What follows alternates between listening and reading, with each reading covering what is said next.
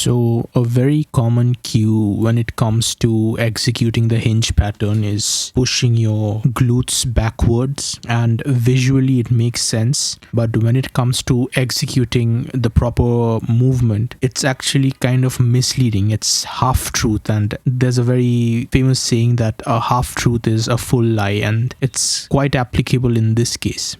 So the thing that we are really aiming for is a spring-like tension where our glutes are kind of engaged forward. So like the drive part of the movement, if you perform hip thrust, you will know what I'm talking about. So your glutes will try to drive forward, but you are constantly fighting that drive to push the glute backward. Let me clarify this further. We have two opposing forces that is creating an inner tightness in the glutes. So it's not just you are pushing your glutes backward passively, like dropping in front, like you're dropping your chest towards the floor passively, because that is what we think we are doing and visually that makes sense. But actually there are two opposing forces. So the force, and if that doesn't make sense, it simply means that you've never executed the hinge properly. And to be further precise, you don't really engage your glutes properly in the movement. In order to properly capture the sensation, start by pushing your glute forward, centered with the middle point of the weight, and then fight the drive to push your glutes backward rather than just passively braking at the hinge portion, as in simply pushing your glute backward without that springy tight sensation. Now this puts your entire lower back at risk, even though at lower weights it kind of trains the integrity. But then, as I've said before, it's all about the intention. If we are trying to execute a hinge movement and we are doing it incorrectly, even if it benefits us, I personally believe it's wrong in the long run. So without blabbering, the point I'm trying to make is this is quite counterintuitive, a lot like how you would engage your lats in the bench press. Unless you've practiced it enough, it's kind of difficult explaining it. But yeah, so in order to properly engage your entire posterior chain, it's almost like you are fighting yourself. One important way to tell whether your form is correct is to bend backward with the drive, and if you find it extremely difficult to do so while engaging the forward drive, it means you are executing it correctly. It almost like you need some weight in front of you to even engage the backward bend. So it is actually two forces coming together. So if I were to just rely on the very oversimplified cue of pushing the glute backward, there's this tendency of people to allow the lower back to get engaged in an unbraced fashion. And note how in this video I'm doing it the incorrect way first. So there's this space between my shin and my arm. So that entire line, that space is actually the extra moment arm we don't really need in executing the movement, unless of course we are aiming for that. But in a proper hinge, we are trying to keep the bar as close to our midfoot, the center line, as possible. And so if I just push the glute backward and I try to kind of create an artificial bend near my glutes, then this will be the consequence. But if I were to teach it to a person properly, I'd aim for keeping the grip and the barbell on top of my midfoot throughout the entire movement.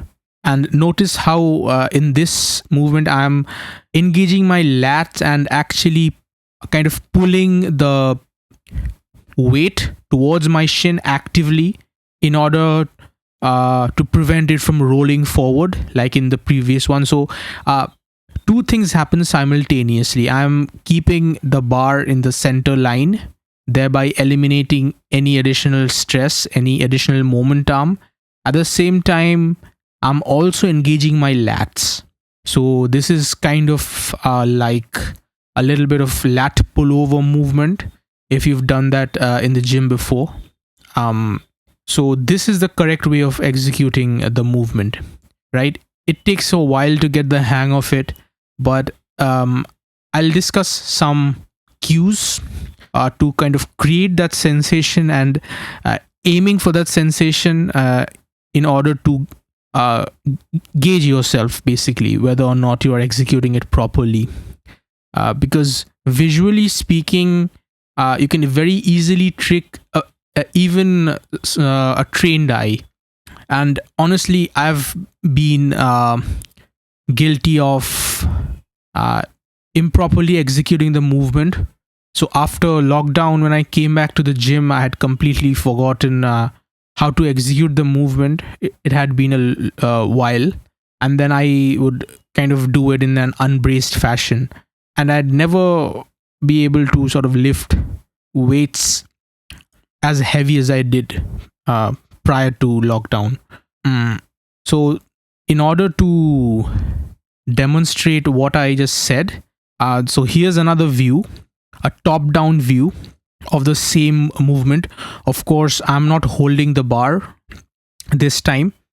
As you can see, in the incorrect execution of the movement, you will notice that your grip or your palm will be significantly forward relative to your shin, and so this additional distance is creating unnecessary stress on your posterior chain, something that we aren't ideally aiming for.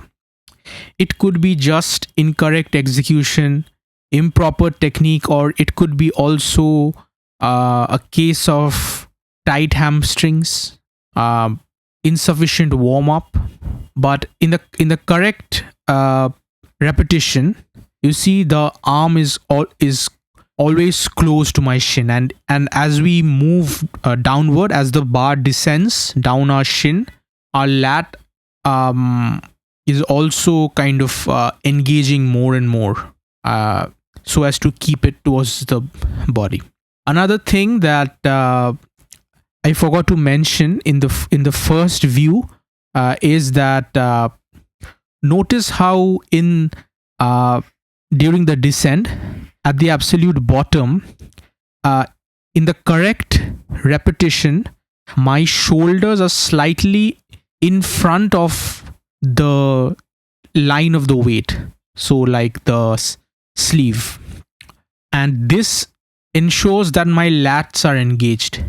It's almost like a very obvious visual cue whether or not you are engaging your lats, right? And in the incorrect one, you will often notice that it's exactly in line, and we think that is the correct way to execute the movement because of certain extremely oversimplified visual tutorials that we use to understand the deadlift.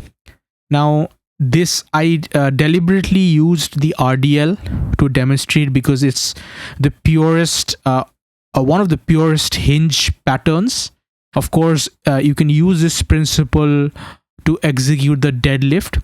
Of course, this in RDL there is one variable that's less, and that is involvement of the quads, and so it kind of oversimplifies because we are eliminating one extra variable, we are able to focus on exclusively the hinge part of the movement, right? So if you start off, if you learn the correct technique, you'll be able to definitely transfer your skills over to your deadlift. And another important aspect as to why I chose the RDL to demonstrate how to execute the movement correctly is we start from the top. So we start with the eccentric part of the movement and then move over to concentric part of the movement, much like squat, right? And so engaging our glutes at the top is way easier than doing it at the bottom. So if we start off while keeping our glutes engaged in a really tight position, you will still be able to maintain the tension at the bottom. However, if you just start off using deadlifts, you can very easily avoid that. And especially at lower weights, it's extremely easy to bypass the technique, and then over time you end up adopting this incorrect technique basically. So I hope this made sense, and if you liked my video, make sure to hit like. If you are looking for something specific, if you have clarifications, feel free to write a comment below and I'll get back to you as soon as possible. Take care.